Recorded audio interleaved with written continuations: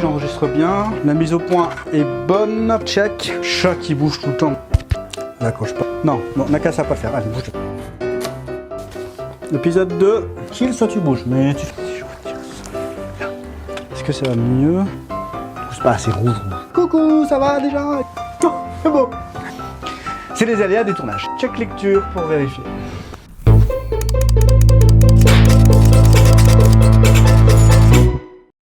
Bon, eh bien c'est parti, on y va, faut bien commencer par quelque part. Eh bien je vais commencer par vous remercier tous. Je m'attendais vraiment pas à autant d'encouragement et donc du coup ça m'a motivé pour continuer. Et du coup vous pouvez vous abonner parce que des épisodes, il va y en avoir d'autres. Allez, c'est parti. Épisode 2, face à Dieu. Et vous à moi, j'y connais pas encore grand chose, donc je lis beaucoup de livres pour essayer de comprendre ce livre. S'il y a bien un truc que j'ai compris avec le temps, c'est que la relation avec Dieu, elle se comprend pas. Elle se vit. Ça peut paraître bizarre dit comme ça, mais je vous assure qu'avec le temps, on réalise que Dieu, en fait, il est vraiment bavard. Non, je vous rassure, je ne suis pas fou, ni cramé du cerveau. Beaucoup savent qu'on n'est pas tout seul dans ma tête, mais très peu ignorent qu'ils ne sont pas tout seuls dans leur cœur. Oh, c'est beau. Et le truc, c'est qu'avec les découvertes scientifiques, beaucoup de gens rejettent maintenant l'existence d'un monde spirituel, invisible, ayant une influence sur nous. Pourtant, beaucoup de gens qui se disent athées se définissent par rapport à leur signe astrologique, lisent même parfois leur horoscope. Ah ouais, mais toi t'es bélier, moi je suis gémeaux, c'est normal. Mais moi je suis poisson, tu comprends? Font confiance au destin, à la chance. Ou quand ils sont en situation de détresse, s'en remettent à je ne sais qui. Et là on me dira, bah oui, mais attends, c'est facile de convaincre quelqu'un qui est faible, parce qu'il est en détresse. Et je dirais qu'avec tous les mots que je peux utiliser, il est impossible de convaincre qui que ce soit. Puisque la relation avec Dieu ne se comprend pas, elle se vit. Du coup, et comme c'est nouveau pour moi, je ne voudrais pas trop raconter n'importe quoi, ni être à côté de la plaque. Je vais me baser sur plusieurs livres, dont La foi chrétienne normale de Watchman Nee et La voix du maître de Ray Comfort et Kirk Cameron, traduit par Laurent Di Mercurio, qui gère notamment la chaîne YouTube Ministère des Affaires éternelles. Je vous mettrai les liens en descriptif pour celles et ceux que ça intéresse. Déjà, la Bible est constituée de deux parties, l'Ancien Testament et le Nouveau Testament. L'Ancien Testament, c'est l'histoire du peuple juif, les Hébreux. À l'école, on étudie les Grecs, les Romains, les Francs, les Gaulois. Et l'Ancien Testament, c'est un peu la même chose. Et le Nouveau Testament qui raconte la vie de Jésus, rien à voir avec le film de Bruno Dumont et son enseignement. Qu'est-ce que, mais pourquoi, mais qu'est-ce qu'il est venu faire? Il y a plusieurs types de livres dans la Bible. Les livres historiques, pour justement les batailles, les rois, les conquêtes. Les livres de loi, dans l'Ancien Testament, à l'époque de Moïse. Les livres de prophétie. Et les livres poétiques. Je ne vais pas m'attarder sur le sujet, parce que ce n'est pas le thème de la vidéo. Mais on pourra voir ça prochainement. Reprenons là où nous en étions. Donc, la toute première question à se poser, c'est... Dieu. Dieu. Dieu quoi? Dieu, tout simplement. Pourquoi Dieu? Prenons quelques versets de la Bible. Parce que dans mon manuel de cuisine guide, il n'y a rien de noté sur Dieu. Donc, dans l'Ancien Testament, livre des psaumes. Des chansons écrites pour la plupart par David. De David contre Goliath. Ça vous dit quelque chose? Prenons le psaume 14, verset 1. Le fou dit dans son cœur, il n'y a pas de Dieu. Qu'on peut traduire par l'insensé ne veut pas croire en Dieu. Avec comme conséquence toute simple, la suite. Ils se sont corrompus. Ils ont commis des actions abominables. Il n'y en a aucun qui fasse le bien. Et là vous me direz, mais facile de trouver ce genre de phrase dans un livre qui parle de Dieu. Eh bah oui, je peux te trouver des citations de ouf sur les bienfaits de l'engrais dans un manuel de jardinage. Mais tout à fait, et les auteurs le savent très bien. D'ailleurs, il est noté dans la lettre aux Hébreux, chapitre 11, verset 6. C'est vers la fin de la Bible. Donc, Hébreux 11, 6. Il faut que celui qui s'approche de Dieu croit que Dieu existe.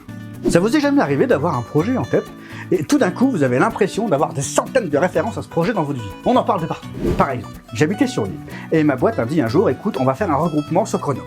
On s'est donc posé la question avec ma compagne pour savoir s'il fallait oui ou non aller là-bas. En 15 jours, j'ai vu tout un tas de sujets sur Grenoble. Articles de journaux, sujets à la télé, discussions entre amis, articles sur internet. Alors vous me direz, écoute, c'est le hasard, les coïncidences, ou tout simplement que mon esprit était focalisé sur Grenoble à ce moment-là, et que dès qu'on en parlait, forcément j'étais plus réceptif. Plus réceptif à tout ce qui parlait de près ou de loin de cette ville.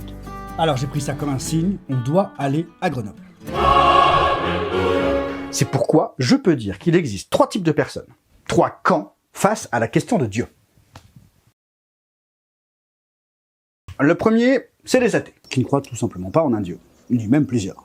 Le concept de divinité est considéré comme étant irrecevable. Le second, c'est les agnostiques. Ils disent pas qu'il y a un Dieu, mais en même temps, ils sont pas forcément convaincus de son existence. Ils savent pas trop. Et les croyants, pour le troisième camp dont je fais partie depuis 2018. Allons-y donc calmement, posons la question. Y a-t-il un Dieu? Alors, je vais pas répondre par oui ou par non, mais je vous propose de procéder comme dans un tribunal. Vous serez le juge et moi le procureur. Bon, vous devrez prendre une décision, et moi je devrais vous apporter un maximum de preuves. Je ne sais pas si vous regardez les séries policières. J'aime beaucoup True Detective, Outsider, MacGyver. Il est très rare que le procureur soit témoin oculaire des crimes. Ce sont les policiers ou les enquêteurs qui peuvent être témoins en direct live d'un crime. Le procureur n'est jamais sur place quand le crime se déroule.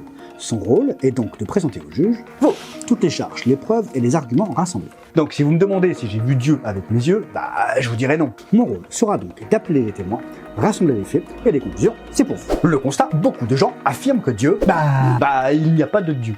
Du coup, en tant que procureur, je vous pose la question.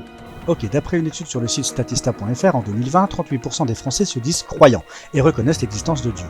21% savent pas trop, on pourrait les classer chez les agnostiques. Et 40% se disent athées, ils refusent complètement l'idée de Dieu. Mais quelles sont leurs qualifications pour affirmer cela? Est-ce qu'ils regardent du bon côté? Est-ce que toutes ces personnes sont suffisamment qualifiées pour affirmer que Dieu n'est pas? Est-ce que ces gens sont moraux ou immoraux? Mais il ne s'agit pas d'écouter tous les arguments. Il faut s'assurer que la personne en face ait toutes les qualifications pour les assumer totalement. Même les bandits ont des arguments pour eux. Mais un voleur qui a braqué la Banque de France, des millions d'euros, qui a des remords, et qui décide de monter des orphelinats, il a quand même braqué une banque et elle voudra se faire rembourser, c'est normal. Il est coupable. Un parrain de la mafia pour juger un autre parrain de la mafia, c'est pas super objectif. Soit ils sont ennemis et il va le condamner de manière démesurée, soit ils sont potes et il sera beaucoup trop clément. De la même manière, un meurtrier ne peut pas juger un meurtrier. Il risquerait de trouver des circonstances atténuantes. Les personnes qui attestent qu'il n'y a pas de Dieu doivent être des personnes dont le témoignage est recevable et infaillible. Des personnes à la moralité exemplaire. Si une personne est droite dans sa vie et dans son jugement moral, alors nous pouvons écouter ce qu'elle a à nous dire. Et c'est surtout vrai pour la question de Dieu. On notera quand même le niveau de moralité des gens par rapport à leurs croyances. Ceux qui admettent leur ignorance ont un niveau de morale plutôt bon, et une conscience du bien fondé, du bien agir. Ceux qui sont profondément athées ont un niveau de morale plutôt bas. Attention, je n'ai pas dit que tous les athées ont un niveau de morale plutôt bas. Je ne prétends pas connaître tous les athées. Je dis juste que les personnes que je connais qui se disent profondément athées, qui ne sont pas à la recherche d'une spiritualité, cherchent avant tout à développer leurs intérêts personnels et à assouvir leurs désirs charnels, sans penser aux autres. Il y a une liste complète dans Galates 5. Alors je vais vous la lire. Bon, vous êtes prêts, c'est dans Galates, chapitre 5, et ça commence au verset 19. Oui, c'est aussi vers la fin de la Bible, pas loin de la lettre aux Hébreux. Et vous verrez, ceux qui me connaissent savent que j'ai coché quasiment toutes les cases. Accroche-toi, Michel, tu vas t'y reconnaître. Alors, Galates 5, 19. Les œuvres de la nature humaine sont évidentes. Ce sont l'adultère, l'immoralité sexuelle, l'impureté, la débauche, l'idolâtrie, la magie, les haines, les querelles, les jalousies, les colères, les rivalités, les divisions, les sectes, l'envie, les meurtres, l'ivrognerie, les excès de table et les choses semblables. Je vous préviens, comme je l'ai déjà fait auparavant, ceux qui ont un tel comportement n'hériteront pas du royaume de Dieu.